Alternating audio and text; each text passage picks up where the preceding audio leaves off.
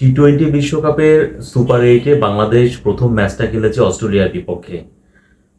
সবারই একটা প্রত্যাশা ছিল, যেহেতু গ্রুপ পর্বে বাংলাদেশ দল ভালোই করেছে, ভালো করে তারা সুপার এইটে কোয়ালিফাই করেছে। তো অস্ট্রেলিয়ার বিপক্ষে প্রথম ম্যাচটাই বাংলাদেশ দল ভালো করবে বলতে তারা জয় পাবে এরকমটা কিন্তু অনেক বাংলাদেশি সমর্থকই আশা করেছিলেন বা প্রত্যাশা করেছিলেন। এবং সেই আশা প্রত্যাশা নিয়েই তারা কিন্তু ভোরবেলা ঘুম থেকে উঠেছিলেন, টিভির সামনে খেলা তারা দেখেছেন, উপভোগ করেছেন। মাঠের যে পারফরমেন্স ছিল, সে পারফরমেন্সটা হচ্ছে যে বাংলাদেশ দল আসলেই কি তারা জয়ের জন্য ম্যাচটা খেলেছে।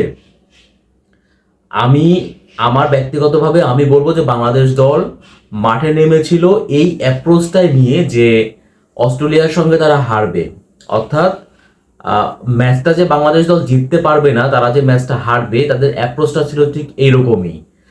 ন্যূনতম তারা যে জয়ের জন্য ফাইট করবে বা লড়াই দিবে, এইরকম কিন্তু খেলোয়াড়দের শরীরে যে ভাষাটা ছিল, সেই ভাষা দেখে কিন্তু কখনোই মনে হয়নি। এবং ওয়েস্ট ইন্ডিজের যে উইকেটে খেলা হয়েছে, এখানে খুবই স্বাভাবিক আপনার 180 রানও কিন্তু নিরাপদ না, বাট বাংলাদেশ 140 রান করেছে। এবং এই 140 রান করার পেছনে সবচেয়ে বড় যে অবদানটা, সেটা হচ্ছে নাজমুল হোসেন শান্ত।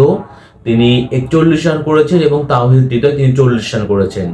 অর্থাৎ এই দুইজনের ব্যাটিং পারফরমেন্সে বাংলাদেশ দল কোনো রকম টেনে টুনে 140 পর্যন্ত গিয়েছে। এবং আপনারা যদি প্রথম 6 ওভার বা প্রথম যদি পাওয়ার প্লেটা আপনারা দেখে থাকেন, দেখবেন যে মনে হচ্ছে যে এটা আসলে ব্যাটিং ফ্রেন্ডলি উইকেট, ব্যাটিং স্বর্গ ছিল। বাট বাংলাদেশ দলের খেলোয়াড়রা, ওপেনাররা বা টপ অর্ডার, তারা যেভাবে ব্যাটিং করেছেন, তাতে মনে হয়েছে তারা আসলে টেস্ট ম্যাচ খেলার জন্য মাঠে নেমেছেন। এটা যে টি-20 বিশ্বকাপ, টি-20 ম্যাচ, সেটা না। তাদের খেলা দেখে মনে হয়েছিল তারা টেস্ট ম্যাচ খেলছেন। লিটন দাস তিনি তো একদম 64 তার স্ট্রাইক রেট মনে হয়েছিল, 25 বলে 16 রান করেছেন। মানে তিনি কতটা টেস্ট ম্যাচে খেলেছেন তার স্ট্রাইক রেট দেখতে পারে, সেটা তো একদম পরিষ্কার। হ্যাঁ, আর তানজিদ তামিম, তাকে নিয়ে নতুন করে কোনো কিছুই বলার নেই। 23 বিশ্বকাপেও দেখেছিলাম, এবং এবারের যে বিশ্বকাপটা, দুইটা বিশ্বকাপ তিনি কিন্তু নষ্ট করে ফেললেন একদম। তানজিদ তামিমের কথা বলবো। সো আমি বলবো যে বাংলাদেশ দলের এই এই যে সুপার এইট, এটা খুব ভালো একটা সম্ভাবনা ছিল এবার বিশ্বকাপে আরো অনেক দূরে যাওয়ার জন্য, সেমিফাইনাল বলেন ফাইনাল বলেন। কিন্তু যাওয়ার জন্য যে অ্যাপ্রোচটা, মানে এর আগে একরকম বাজে উইকেটে খেলেছিল, সেখানে বলারদের কল্যাণে তারা জয় পেলেও এবার যখন স্পোর্টিং উইকেট বা ভালো উইকেট যখন পেল বাংলাদেশ দল, তখন কিন্তু তাদের যে অ্যাপ্রোচটা আমরা দেখলাম, সেই অ্যাপ্রোচটা দেখে আমি রীতিমতো হতাশ হয়েছি। এবং আমি সত্যি কথা বলতে ওই কথাটাই বলতে হয় যে বাংলাদেশ দল এখনো টি-20 ক্রিকেটটা রপ্ত করতে পারেনি।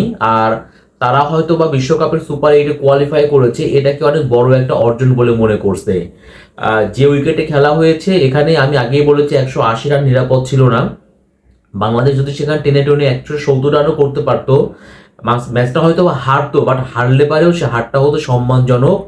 এবং মানে বলতে পারতাম যে লড়াই করে হেরেছে। বাট সে কথা বলার কিন্তু কোনো সুযোগ নেই, কারণ মাঠে নামার আগে আসলে বাংলাদেশ দল ম্যাচটা হেরে গিয়েছে। এবং ভালো উইকেটে যে আমাদের ব্যাটসম্যানরা খেলতে পারে না, সেটা তো আমরা দেখতেই পেলাম। আজকে যেভাবে অস্ট্রেলিয়ার সঙ্গে ম্যাচটা বাংলাদেশ দল খেলেছে, যে অ্যাপ্রোচে মাঠে নেমেছিল, আমি রীতিমতো পুরো হতাশ হয়েছি। এবং ওই যে কথা বললাম না, যে হয়তো বাংলাদেশ দল আত্মতুষ্টিতে ভুগছে, তারা ভাবছে যে আমরা তো সুপার এইটে কোয়ালিফাই করেছি। সো এদের আসলে প্রাথমিক লক্ষ্য যে ছিল গ্রুপ পর্ব পার হওয়া, তাদের প্রাথমিক লক্ষ্যটা পূরণ হয়েছে। এবং তাদের মধ্যে আরো দূরে যাওয়ার যে তাড়না বা ক্ষুধা, এটা কিন্তু বাংলাদেশ দলের মধ্যে আর আমরা দেখতে পাচ্ছি না। আজকের ম্যাচটা আরো ভালো করার সুযোগ ছিল, কিন্তু যখন খেলোয়াড়দের মধ্যে আহ, কোনো দায়বদ্ধতা থাকবে না, দেশকে দেওয়ার কোনো তাগাদা তারা অনুভব করবেন না, তখন তাদের কাছ থেকে আর কতটা ভালো আপনি আশা করতে পারেন, সেটাই কিন্তু মানে বড় একটা প্রশ্ন।